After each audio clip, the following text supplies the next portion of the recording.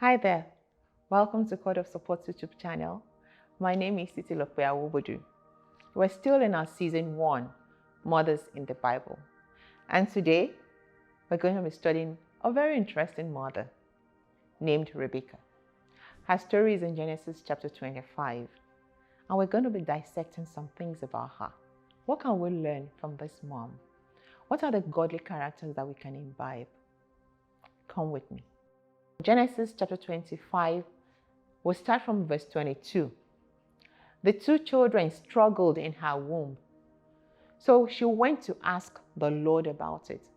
Why is this happening to me? She asked. And the Lord told her, the sons in your womb will become 2 nations. From the very beginning, the 2 nations will be rivals. One nation will be stronger than the other, and your older son will serve your younger son.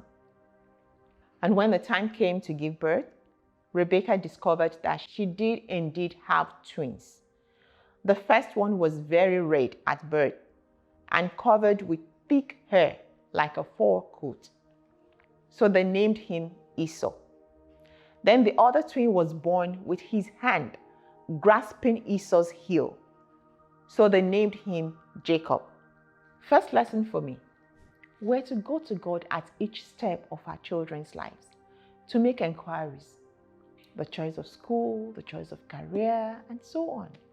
God is interested in every detail of our lives.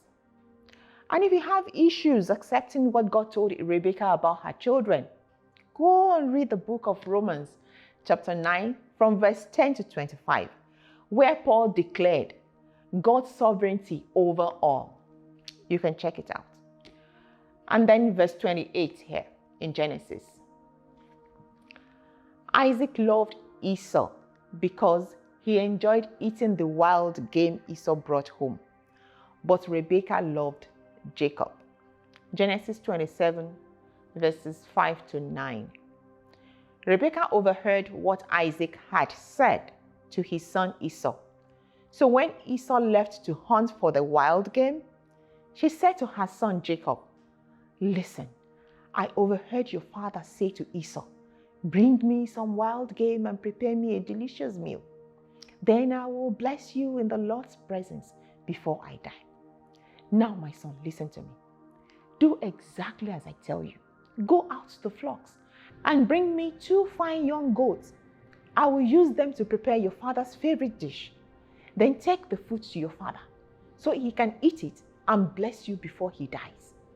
But look, Jacob replied to Rebekah, my brother is a hairy man and my skin is smooth. What if my father touches me? He will see that I'm trying to trick him, and then he will curse me instead of blessing me. But his mother replied, then let the curse fall on me, my son. Just do what I tell you.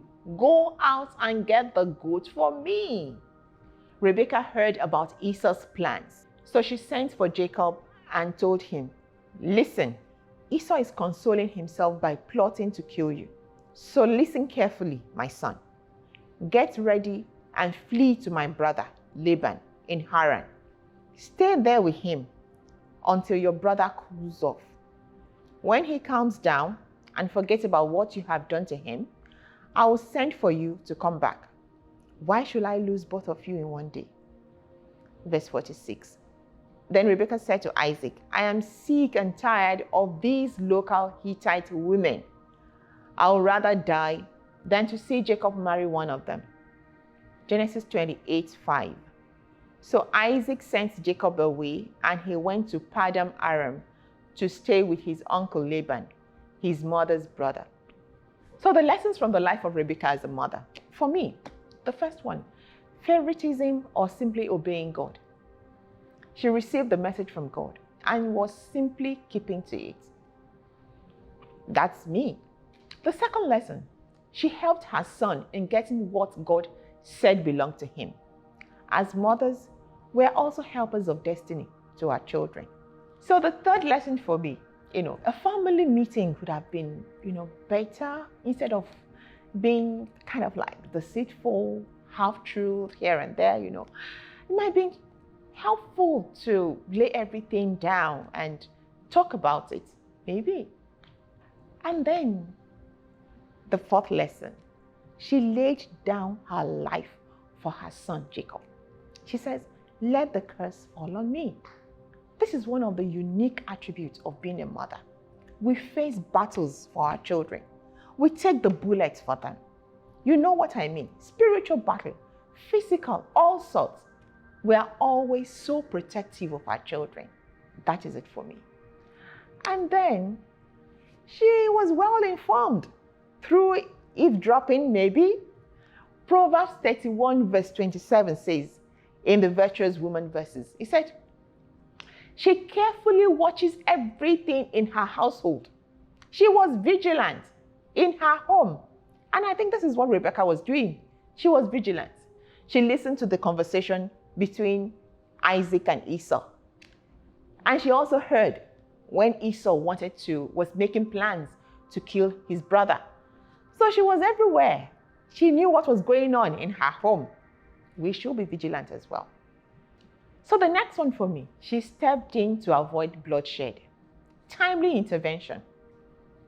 I like that. Then she trusted her extended family well enough to send her son to them for refuge. She must be a good sister, cousin, niece, and all that to her family. You know, the extended family.